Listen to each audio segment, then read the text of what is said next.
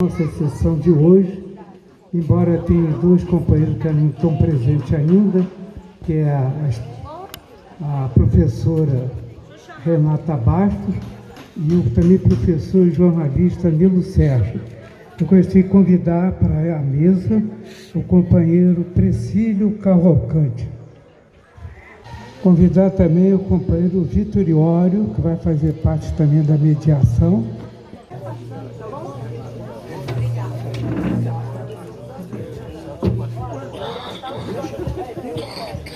Bom, eu queria dar uma explicação para vocês antes do início, é de que houve uma falha, inclusive nossa, daqui do museu, porque nós também estávamos contando que a ideia era começar às 10h30, pensando na barca das 9 horas, mas só que esquecemos que hoje é feriado e a barca tem um horário diferente. Então, quando nós soubemos isso só ontem à noite, percebemos inclusive a nossa falha. Por isso é que nós vamos começar um pouquinho mais tarde, estamos aguardando ainda, vamos começar embora, aguardando a Renata Bastos e também o Nilo Sérgio, que vão compor a mesa, mas de qualquer modo eu vou apresentar aqui o nosso companheiro Cavalcante, que hoje é capitão de mar de guerra dos Fuzileiros Navais e também é um estudioso, inclusive pesquisador da história militar. Então, eu vou pedir, inclusive, ao Cavalcante que dê início à palestra dele e assim que os outros chegarem, nós vamos passar para os outros companheiros para que não tarde muito esse início, ok? Muito obrigado a todos e fiquem à vontade que nós vamos começar aqui com o companheiro Cavalcante. Bom dia, companheiras e companheiros. Aliás, é um prazer, aqui só tem companheiros e companheiras. Já disse tudo, que não entra ninguém que seja daquele lado lá de Brasília, felizmente. Nós temos de parabenizar o companheiro Davi, que num esforço hercúleo está construindo cultura aqui em Paquetá, o museu, a casa de José Bonifácio e outras iniciativas. Para nós, num país onde a cultura foi jogada no lixo pelos atuais donos do poder, pelo fascismo, digamos assim. O fascismo odeia a cultura. Eu gosto de dar até um exemplo. Me parece que foi na universidade, não me ocorre agora o nome, na Espanha, Miguel de Unamuno, quando entrou um grupo de fascistas gritando, e o general Milhã Estrela, que era com um braço quebrado, foi em Salamanca, me parece. E ele disse, o general Milhã Estrela, o braço quebrado, abaixo a cultura e viva a morte. Miguel de Unamuno se revoltou. Isto aqui é o templo da cultura e o senhor, como mutilado de guerra, não pode dizer isto aqui. Miguel de Unamuno quase que não sai de lá, foi escoltado pela mulher do Francisco Franco, o ditador. O fascismo detesta a cultura. Então, o que o companheiro Davi está fazendo aqui é altamente louvável no Museu de José Bonifácio. Falar de José Bonifácio no dia de hoje, 7 de setembro, é muito interessante, porque este 7 de setembro é algo assim absolutamente sem sentido. Dia da independência nacional. Mas que independência nacional? Que independência nacional? O Brasil não rompeu com o colonialismo e, portanto, não fizemos a nossa Revolução Nacional. Isso é muito sério. O Brasil não rompeu com o colonialismo e, em consequência, não fizemos a nossa Revolução Nacional. Nós vivemos há 200 anos em uma colonização continuada. Hoje chegamos Hoje estamos em Brasil com Z, colônia do Império Yankee. Eu diria um pequeno resumo bibliográfico. Um pequeno resumo bibliográfico. José Bonifácio. Não, o grande escritor José, me ocorre agora, faltou o nome. Ele escreve nos seus 5 volumes de Independência, José Honório Rodrigues. São 5 volumes, Independência, Revolução e Contra-Revolução. É o melhor tratado que se encontra para ler sobre este dia. São 5 volumes, editado pela Francisco Alves, muito bem acabado. O segundo volume é mais interessante sobre este dia, sobre o 7 de setembro. Esse 7 de setembro, quando se glorifica um príncipe português que não tem nada a ver com independência. O tal Pedro I, que hoje é glorificado, o coração parece que chega ao Brasil embalsamado, coração que deveria ser jogado aos cachorros. Nunca lutou pela independência do Brasil. Ele queria fazer uma independência de faz de conta. Era um exército de generais e coronéis portugueses, muitos que lutaram na Bahia e em outro lugar contra a independência do Brasil, foram requisitados por Pedro I para formar o exército de generais e coronéis portugueses. A Marinha foi feita pela Inglaterra. Quem fez a Marinha brasileira foi Cochrane, desde almirante até o último grumete da Marinha, todos eles eram ingleses. Este é o país independente que nós temos. O Brasil vive realmente uma colonização continuada. Quando a família real foi conduzida pela esquadra britânica para o Brasil, ela não veio fazer nada mais, nada menos, também, além de trazer a família real corrida de Portugal, do que tomar o que era dela, ocupar o que era dela. O 7 de setembro foi uma pataquada feita pelos diplomatas ingleses, a diplomacia inglesa ilusa. A diplomacia inglesa ilusa é que plantou esse dia de hoje, 7 de setembro. Foi uma plantação. À frente estavam os maiores diplomatas ingleses e era preciso fazer isto para enganar por 2 séculos que completam hoje. 2 séculos de enganação, de uma falsa independência, de um país que vem se arrastando através da história. E neste caminhar foi o dia que se comemora 22 de setembro, o 7 de setembro de 1822, foi neste dia que nós começamos essa jornada que vem até hoje. Nesse dia, nesse 7 de setembro, foi quando fizeram esta arrumação, aqueles diplomatas ingleses, para que nós ficássemos submetidos ao Império Britânico. Porque Portugal na Europa era conhecido como uma colônia da Inglaterra. Isso desde da Revolução do Mestre Avis, que os arqueiros ingleses é que foram defender Portugal contra a Espanha. Então, o 7 de setembro representa exatamente essa junção, essa armação da diplomacia.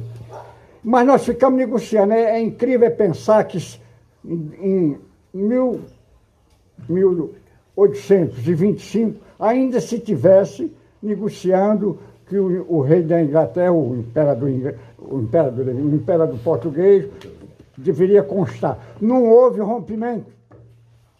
O nosso grave problema, nós não rompemos com o colonialismo. e não construímos a nossa revolução, não fizemos a nossa Revolução Nacional.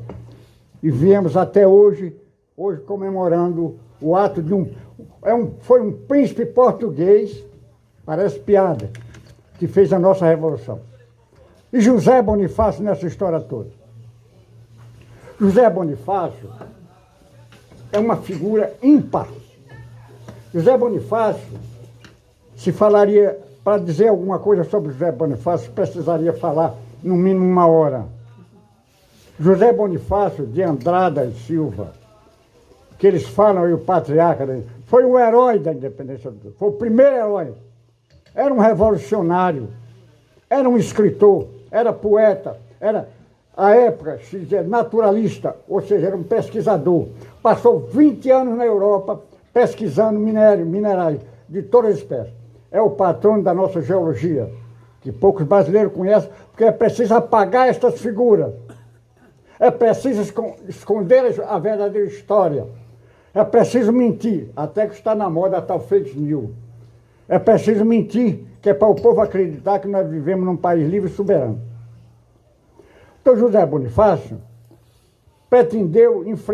enfrentou Pedro I, porque José Bonifácio queria uma independência verdadeira. Porque há muito, além do nosso primeiro cientista, pesquisador, ele foi um grande político, um revolucionário. Quando a família portuguesa, a família real, fugiu para o Brasil, José Bonifácio, que tinha sido aluno da Universidade de Coimbra e foi era professor da universidade quando Napoleão invadiu Portugal. José Bonifácio organizou o batalhão de voluntários da Universidade de Coimbra, no posto de major. Depois foi comandante. Reuniu as tropas para enfrentar as tropas de Napoleão Bonaparte. Era tudo, além de um combatente, um revolucionário. A história de José Bonifácio é incrível. É desses brasileiros. Era um luso brasileiro. Não. José Bonifácio tinha o coração no Brasil e os pés em Portugal e na Europa. Conheceu a Europa como ninguém. 20 anos pesquisando. Descobriu 2 grandes minerais. Me foge agora o nome de um, mas o segundo foi batizado com o nome dele. Andradita. Então, foram 2 minerais que ele descobriu e em toda a Europa ele passou 20 anos pesquisando. Esse homem, essa figura ímpar, veio para o Brasil e veio fazer a Revolução Brasileira. É este homem que nós devemos reverenciar, porque esteve preso aqui onde nós estamos. Foram 6 anos de prisão de José Bonifácio aqui. Quando a briga dele, em 1823, com Pedro II, que deu um golpe na Constituição, em 11 de novembro de 1823, José Bonifácio foi preso, ele e os 2 irmãos, Martim Francisco e Antônio Carlos, foram presos. E depois foram mandados, foram para a Europa, foram enviados, banidos para a Europa. 6 anos na França, 6 anos presos aqui, poucas semanas antes de morrer, saiu daqui para morrer em Niterói, em Icaraí. Este grande herói é que nós devíamos reverenciar. E não citar esse vagabundo desse tal de Pedro I, tem nada a ver com a independência do Brasil. Não tem absolutamente nada a ver. Nós reverenciamos um sujeito que foi muito mais, foi inimigo da nossa liberdade. Inimigo da nossa liberdade, é reverenciado. A história desse país é meio maluca. Aquele velho barbudo é filho daquele cara que está no cavalo jovem. Tá vendo que maluquice? Começa por aí a doideira. Começa por aí a doideira, vai entender. Vai entender. Mas é isso aí. O microfone na boca. Foi na boca o microfone, acabou. Não entendi. Fala no microfone. Tudo bem. Mas, então, voltando que eu devo ter falado distante. O nosso grande herói, o revolucionário da independência brasileira, foi José Bonifácio de Andrada e Silva. E junto com os 2 irmãos, Antônio Carlos e Martim Francisco lutaram feito feras pela independência e soberania deste país. Havia uma confusão na questão da Assembleia Constituinte, que foi quando houve o rompimento definitivo de José Bonifácio e os irmãos com Pedro I. Naquela confusão, alguém reclamou que havia uma invasão, o povo estava invadindo a Constituinte. É quando Antônio Carlos diz: mas que incrível, tem medo, estou morrendo de medo do povo e não tem medo da tropa. Aí o Martim Francisco falou: santo Deus, já é pecado, é crime se amar o Brasil e ter nascido neste país? Qual é a resposta? A Martim Francisco: é crime sim, Martim Francisco. É crime adorar o Brasil, gostar do Brasil, ser brasileiro. E detestar este Brasil com Z, colônia do imperiante, que é o que nós somos hoje. Hoje nós somos colônia do imperiante, Brasil com Z, colônia do imperiante. Quem faz a nossa política externa é o Departamento de Estado. Quem faz a política externa da colônia é o Departamento de Estado. Quem faz a política econômica são banqueiros brasileiros, que de brasileiro só tem o nome. São os Meirelles, são os Guedes que fazem a política econômica. E o executivo, se o presidente não for um calhorda, se não for, se o presidente não for um crápula, será preso, mesmo quando sai do governo. Mesmo quando saiu do governo. O exemplo mais típico é do Lula, que quis juntar-se aos BRICS e fazer realmente a verdadeira libertação do Brasil. Avançou ele. Depois que saiu do governo, deram 1000 voltas, prenderam Lula. E não esqueçamos,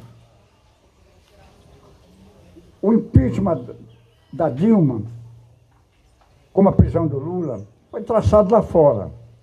Ora, meu Deus, quem descobriu que a Dilma estava sendo vigiada dia e noite? O Snowden. Snowden disse: os holofotes da espionagem americana estão em Brasília, em cima da presidente Dilma. Dilma, sabe? Não é mistério nenhum. Não é mistério. É preciso denunciarmos essa situação. É preciso a denúncia. É preciso... O governo do presidente João Goulart foi o homem que foi um governo aberto, nacionalista, que mais se denunciou. Mas vejamos só. No programa político de José Bonifácio, que constava no programa dele, Reforma agrária. Reforma agrária em 1823. O presidente João Goulart foi derrubado por causa da reforma agrária em 1964. 141 anos depois. Até hoje, o chefete fascista está mandando os fazendeiros se armarem para enfrentar os camponeses, para enfrentar a reforma agrária. Agora. Dias após dias, matam líder camponês no Brasil. José Bonifácio queria a reforma agrária. Fim da escravidão, aquela época. Expulsão dos portugueses que dominavam o Brasil e ficaram dominando depois. Absolutamente contrário ao programa do príncipe português. O príncipe que é laureado hoje. O grito do Ipiranga, independência ou morte, não é uma piada, é uma tragédia, é um nojo, é como se transforma a mentira, é como se transforma numa verdade.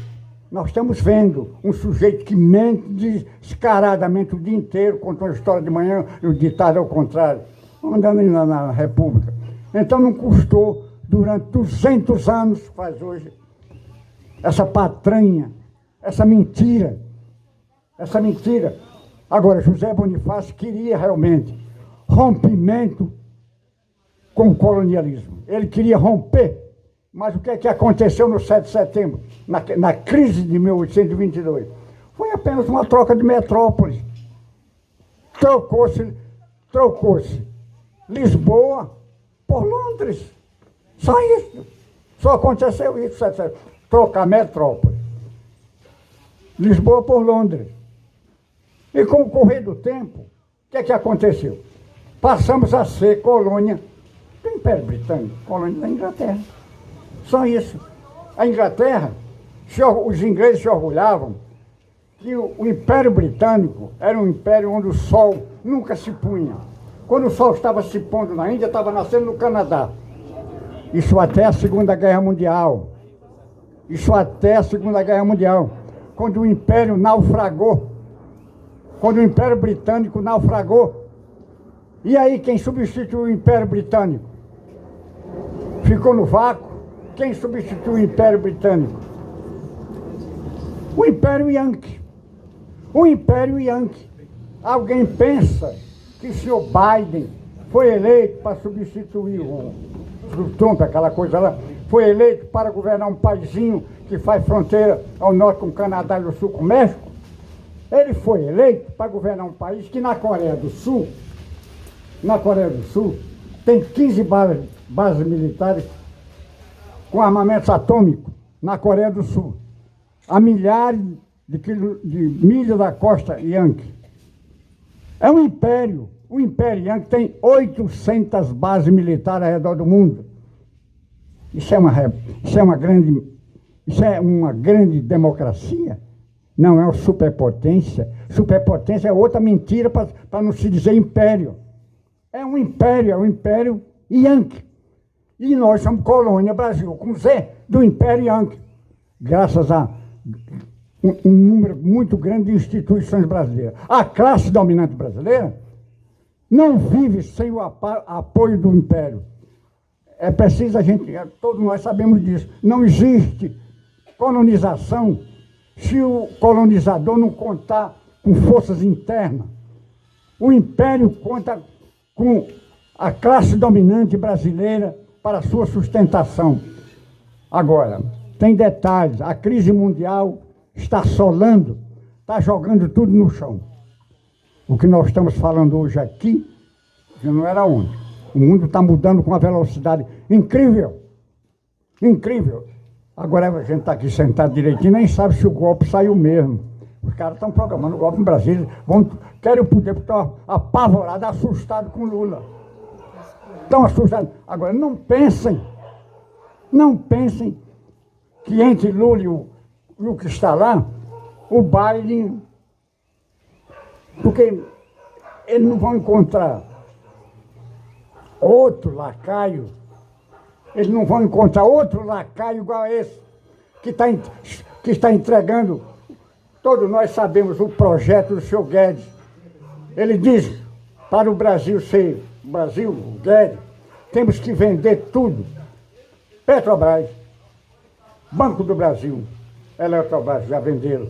Casa da Moeda, isso foi dito por ele. Vender tudo. O Estado mínimo, eu faço uma pergunta. Esse Estado, essas 800 bases militares que o Império tem através do mundo, aquilo é privado? Aquilo é privado? Ou é realmente Estado? É um Estado monstruoso.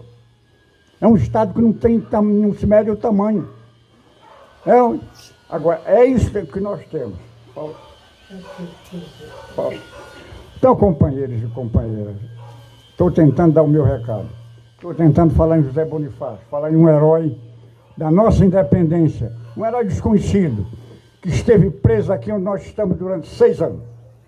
Esteve preso neste local que o companheiro Davi está transformando num grande centro de cultura, também fazendo muita força, porque cultura nesse país é uma coisa dificílima para se construir. Muito obrigado, peço desculpas e vamos lutar, porque é lutando que a gente chega à vitória.